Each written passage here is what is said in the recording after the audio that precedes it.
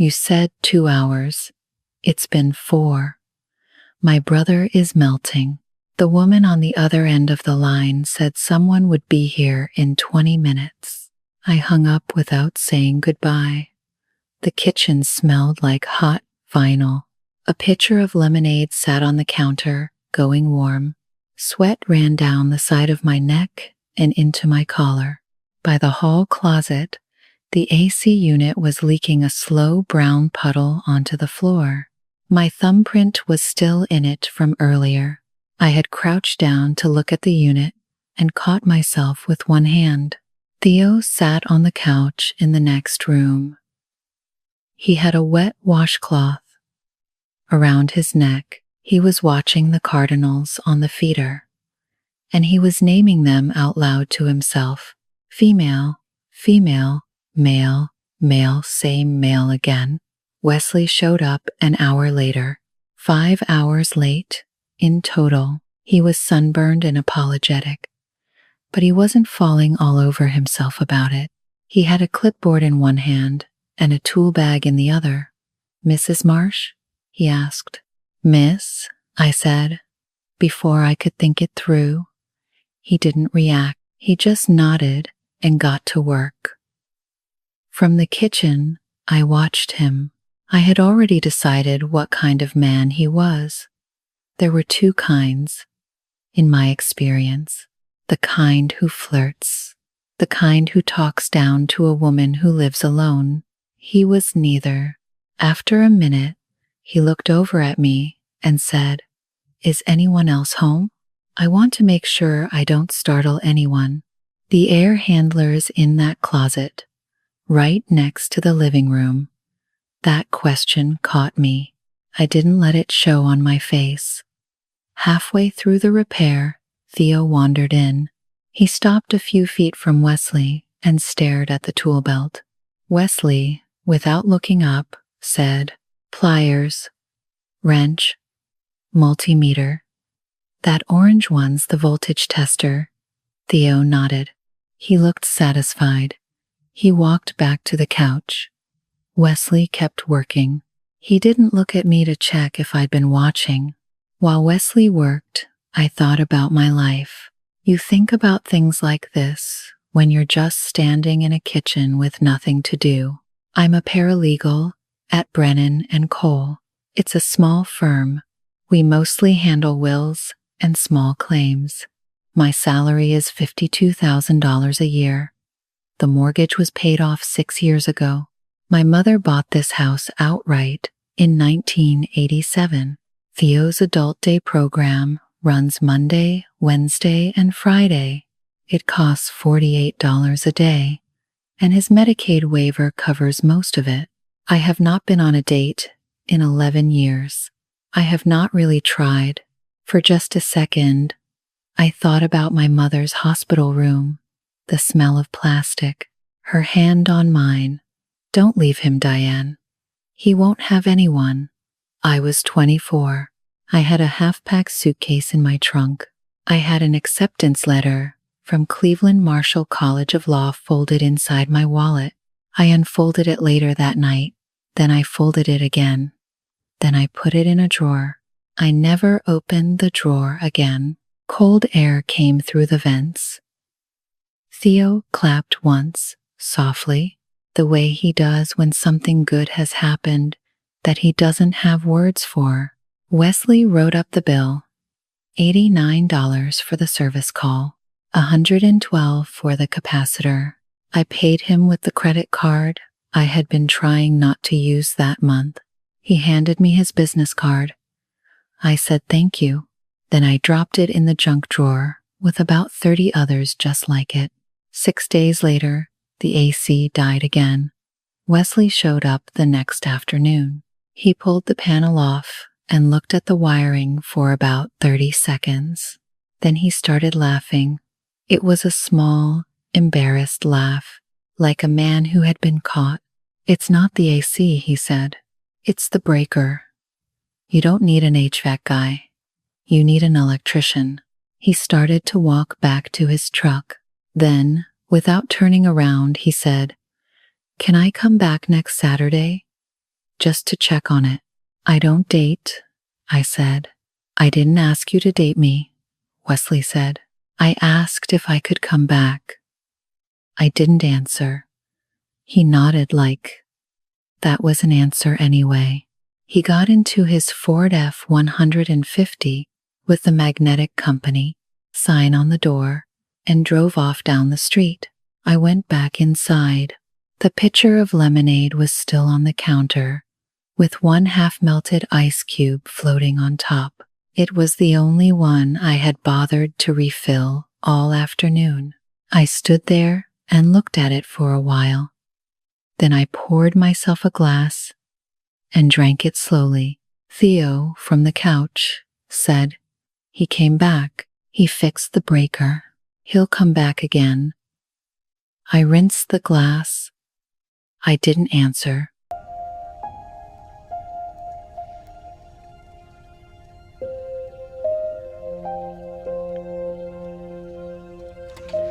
The first thing I noticed that next Saturday was the bird book on my porch table.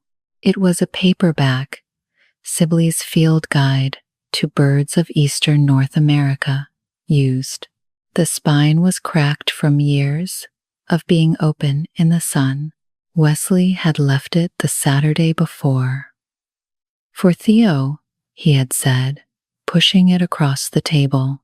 It was my dad's old one. Theo had been carrying it everywhere for a week. He took it to the kitchen at breakfast. He took it to the day program in his backpack. He took it to bed and slept with it on his chest, open to the section on woodpeckers. The Saturdays started to have a shape. Wesley would bring 2 coffees from the Stowe family restaurant, black for him, cream and sugar for me, the way I had taken it the first time I poured a cup in his sight. We sat on the porch steps. Eventually, Theo would come out and quiz Wesley on bird calls. Wesley failed most of them, and Theo found this very funny. One afternoon, I caught myself laughing, really laughing, with my shoulders relaxed. I was so surprised by the sound coming out of me that I stopped mid-laugh. Wesley didn't say anything about it. He said one wrong thing. About 3 Saturdays in, when Theo had gone back inside, Wesley said, "Have you ever thought about a group home? My cousin's son lives in one. He's happy." I went cold. Theo isn't a problem to solve, Wesley. He put both hands up. That's not what I meant. But he had meant it that way, a little. We both knew it. He apologized properly the next Saturday. He brought me a tomato from his garden, with the dirt still on it. I took the tomato, but I didn't say I forgave him, because I hadn't, not all the way. Not yet. I put it on the windowsill instead of throwing it out. The first thing that really cracked me open that summer happened at the kitchen table on a Tuesday. After Wesley had gone home, Theo was eating spaghetti, fork in his right hand, garlic bread in his left. Without looking up, he said, "Diane, I miss Mom, too. I know you do, but sometimes I miss the me before the accident." I stopped chewing. Theo kept eating. I would have been a doctor, maybe, or a teacher. Hard to say. "Theo," I said, and my voice didn't work right. "It's okay. I have a different me now." "He's okay. He likes birds. Don't be sad for him." My eyes filled. Theo pointed his fork at my plate. "I told you, don't be sad. Eat your spaghetti." I had been talking to a person, all 20 years, who had been paying attention to his own life, and I had been treating him like he wasn't capable of that. I didn't say anything. I just ate. A few days later, on the porch, Wesley asked me to go away with him for one night. There was a cabin near Cuyahoga Valley National Park. His friend owned it. The friend wouldn't be there. 2 bedrooms. No expectations, he said. I just want to sit somewhere with you that isn't your porch. My feet went cold the moment he said it. I had not been away from Theo for more than 12 hours in 20 years. Not for a wedding, not for a funeral, not for a bachelorette weekend my old college friends invited me to in 2009, which I had been thinking about, off and on, for over a decade. I told Eileen. Eileen has been my mother's best friend since 1978, and she has been quietly looking out for the two of us since the funeral. She lives 3 streets over. Honey. Of course. I'll stay with him. He'll be fine. It rattled me more than a no would have. The easiness of it. I sat Theo down at the kitchen table to ask him. I had practiced the sentence 3 times in the bathroom mirror. I want to go away for one night. Eileen will stay with you. Is that okay? Theo looked up from the bird book. Okay. Then, after a beat, in a voice I had never heard him use before, he said, Diane, I'm not a baby. It hit me like a dropped plate. I didn't know what to say, so I said, I know, which was the biggest lie I had told in over a year. That night I couldn't sleep. At 3 a.m. I got up. I went to the back closet, the one with my mother's things. There was a cedar chest in there. I had not opened it in over a decade. I didn't know what I was looking for. The original promise, maybe. Permission. One more reason to cancel the trip and call Wesley and tell him I had changed my mind. I told myself I just wanted to feel my mother near me for a moment. I opened the chest. The inside smelled like my mother's cigarettes. Even though she had quit smoking by 1995, she had hidden a pack in the chest once, and the smell never left. I had forgotten about it until that moment. The smell came up at me like a person. I sorted through old cards, a wedding photo, a handful of receipts she had kept for no clear reason. At the bottom was a stack of letters tied with a rubber band. One of them had Eileen's name written on the front, in my mother's handwriting. It had a stamp on it, but it had never been mailed. I opened it. It was in my mother's handwriting. I read the last paragraph 3 times before my eyes would translate the words. Eileen, when Diane is around 30, give her this letter. I cannot say this to her now. She is too young and too scared, and she will hear it as me giving up on Theo. Tell her I never ask her to give up her life. Tell her Theo will need a hand, not a keeper. Tell her I am sorry I did not say it better that night. I was tired and afraid, and the words came out wrong. The letter was 13 years old. It had never been delivered. I was 44. I sat down on the cold tile floor with the letter in my lap. The sun was starting to come up outside the back window. Wesley was picking me up at 9. The dirt from the tomato Wesley had brought me was still on the windowsill. I had been not wiping it for 3 weeks. I noticed now that it had spread a little into a thin brown smudge in the shape of a quarter. I would have to clean it. I didn't move.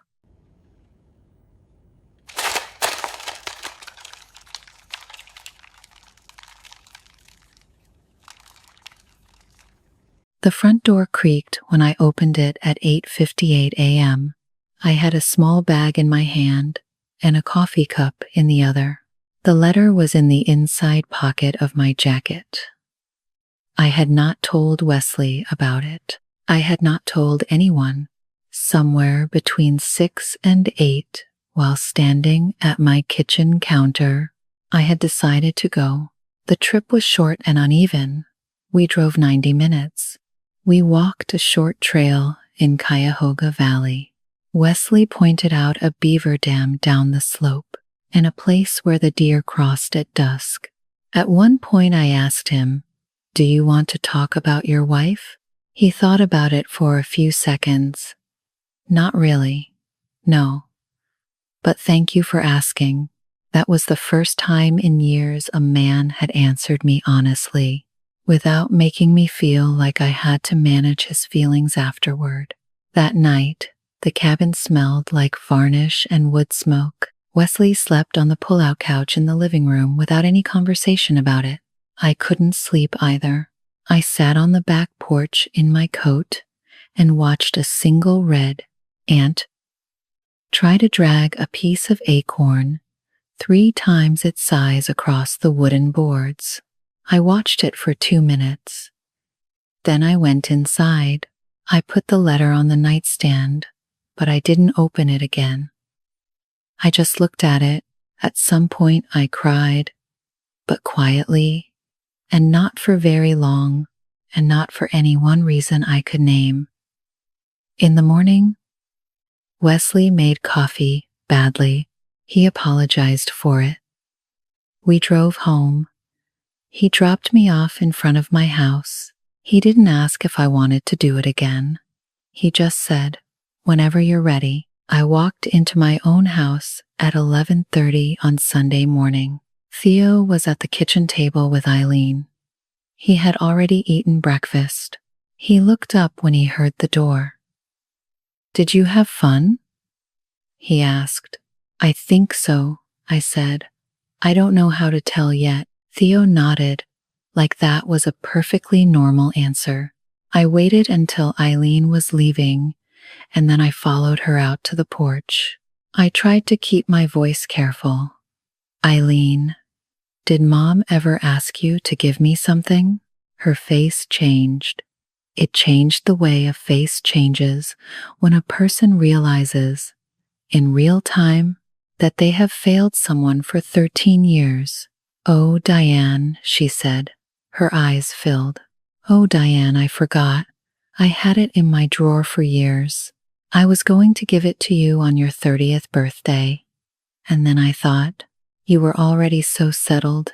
And then I just forgot. I am so sorry, honey." I didn't yell at her. Eileen is 68. She has driven Theo to dental appointments. She brought casseroles to the house for 2 months after the funeral. "I need a minute, Eileen," I said. "I'll call you." She nodded. She left, crying. I didn't call her back that day. Then I did something I should not have done. I went into Theo's bedroom. I told myself I was looking for something else. Comfort, maybe? Or the right to be angry at someone who wasn't Eileen. I started going through his desk drawer. I had no business doing it. I knew I had no business doing it. I did it anyway. What I found changed everything. A thick stack of papers, paper clipped together. The top page had a yellow highlighter mark on it. The page said, Cuyahoga County Department of Developmental Disabilities, Supported Living Program Application. It was half filled out. In Theo's handwriting, dated almost 2 years ago. I sat down on Theo's bed. I picked up one of the information packets, the one explaining the program, and I tore it in half, right down the middle. Then, almost at once, I tried to tape the 2 halves back together.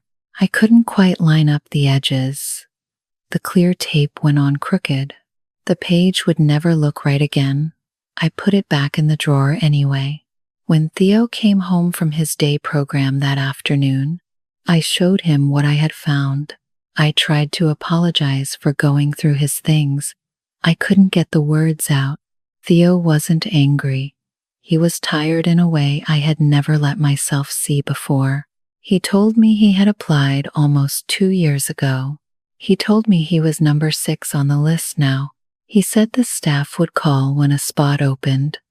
October, maybe January. "I didn't tell you because you would say no," he said. You always say no, Diane. About me? About you? About going anywhere? Then, very quietly, I love you. But I have been waiting for you to live. I broke down. Theo let me cry for a little while. Then he said the thing that finished me. Diane, I heard Mom too. I looked up. That night, I was there too. You were in a coma, Theo. You don't remember anything. 2 weeks after, that was the coma. But before, when she said it, I was awake. I heard her. She said, "Don't let him be alone." That is different from "never leave him." I heard her too. He paused. I have known for 20 years. I didn't tell you because I thought it would hurt you more than it would help. I'm telling you now because I think you can hear it now. I crossed the room and hugged him. We are not a hugging family. We had not done this in years. He let me. After a moment, very practical, he said into my shoulder, "Diane, you're squishing the bird book." I started laughing through the tears. I let go. He patted the bird book flat again. I sat down with him on the bed. The half-finished application was between us. I picked up a pen from the nightstand. "Help me finish this. The medical history part." I don't remember all of it. Theo took the pen out of my hand and put it back in his own. "I'll fill it out," he said. "You read it after." We started.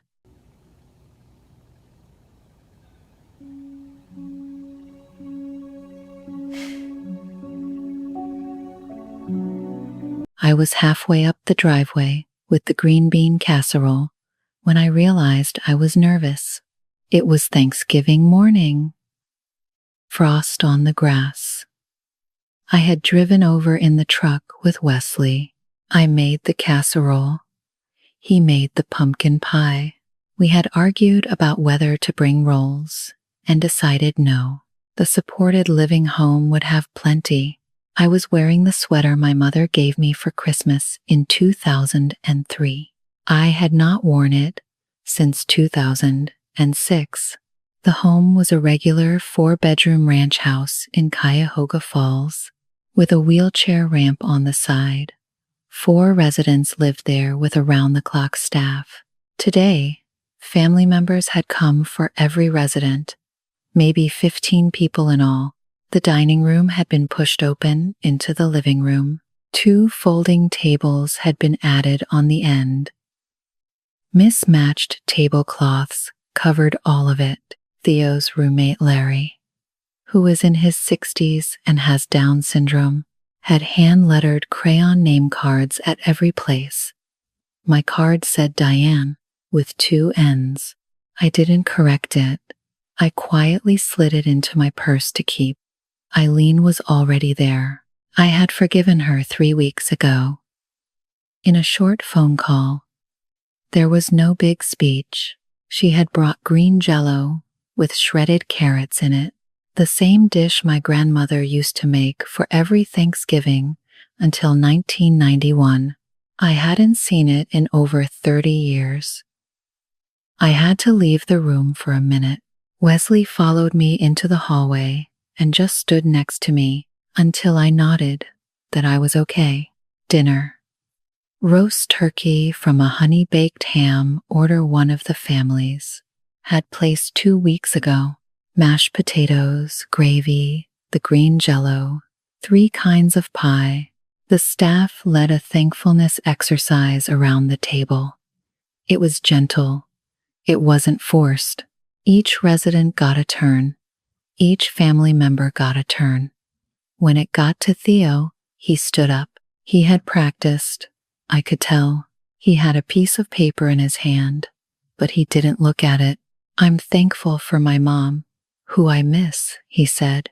"I'm thankful for the birds outside my new window. I'm thankful for Larry, who is a good roommate, and for the staff who help me when I forget things." He paused. And I'm thankful for my sister Diane. She kept her promise to my mom. She didn't leave me. But this year she also let me leave her. And that is the harder thing.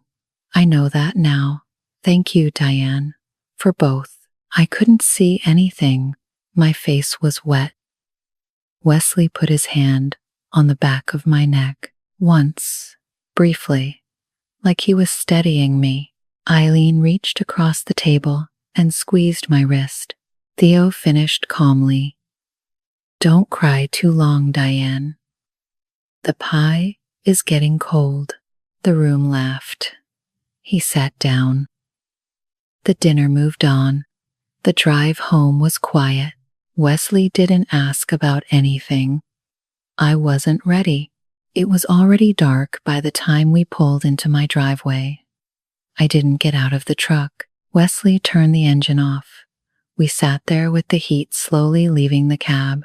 I finally said, I don't know how to want something for myself, Wesley. I never learned how. 20 years, and I forgot how. He waited a long time before answering. Then I'll be the one who wants for you. Until you figure out how to want for yourself. I broke down then. The way I had not broken down at the dinner table. The way I had not broken down once in 20 years, in front of another adult. Wesley didn't try to stop me. He didn't try to hold me either. He just stayed. When I was done, I said, I love you. It came out flat and quiet, like I was confessing to something embarrassing. Wesley said, I know. I love you too. Then, with the smallest dry smile, took you long enough. I laughed through the tears. He reached over and put his hand on mine, on top of the gear shift. We went inside. Wesley stayed late. He slept on the couch. We were not there yet, and we both knew it, and neither of us was rushing it. Around midnight, I covered him with the throw blanket from the armchair. At 3 a.m, I woke up. I walked past him on the couch. The hallway light was off. I went to the back closet. I opened the cedar chest one more time. I took out my mother's letter. I read it once more, slowly this time, with no panic in me. Then I folded it carefully and I slid it into the family photo album on the shelf. I put it between a picture of my mother holding baby Theo and a picture of me at my high school graduation. I closed the album. I turned off the closet light. In bed, before falling back asleep, I thought, tomorrow morning, I'll call Theo before breakfast. He worries when I don't. Outside, in the cold November dark, a cardinal called once from somewhere in the neighbor's yard. It was the wrong time of night for that bird. I smiled in the dark without opening my eyes.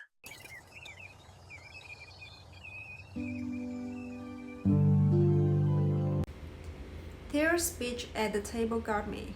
She let me leave her, and that is the harder thing. I wasn't ready for that. Frankly speaking, I was frustrated with Diana most of the way through. Then Theo said he'd been waiting for her to leave, and I just couldn't be mad anymore. The name card with 2 N's. She put it in her purse. That's the whole story right there. When did you first realize Theo understood everything? The spaghetti scene or earlier? I missed it the first time. So, what do you think? Drop it below and I will read them all. Thank you so much for watching and see you in the next video.